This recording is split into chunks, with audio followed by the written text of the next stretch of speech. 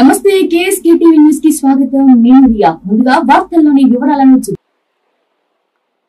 గుత్తి pensioners భవనంలో బంకిం చంద్ర చటర్జీ జయంతి కార్యక్రమం. Reporter KSK Sunil.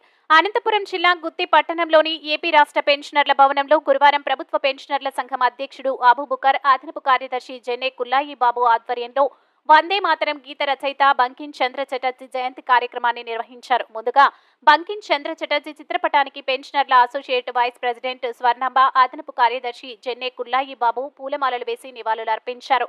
అనంతరం pensioners associate vice president Swarnamba, అదనపు కార్యదర్శి జెన్నే కుల్లాయి బాబు మాట్లాడుతూ వందే మాతర గీత రచయిత బంకిం చంద్ర చటర్జీ 1838 జూన్ 27 నైహతి బెంగాల్ ప్రెసిడెన్సీ, ప్రస్తుతం పశ్చిమ బెంగాల్, భారతదేశంలో జన్మించారు. ఈయన వృత్తి రచయిత, కవి, నవల రచయిత, వ్యాసకర్త, జర్నలిస్టు, ప్రభుత్వ అధికారి.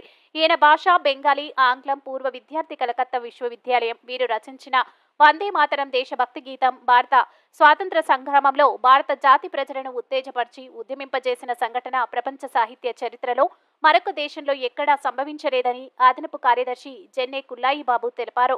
ఈ కార్యక్రమంలో president Abubakar, vice president Swarnamba, అదనపు కార్యదర్శి జెన్నే కుల్లాయి బాబు, వెంకటేష్, సామ్యూల్, సైక్షావలి, చెన్నారెడ్డి, నారాయణ శెట్టి, మొదలేటి వెంకట నారాయణ మొదలగు వారు పాల్గొన్నారు.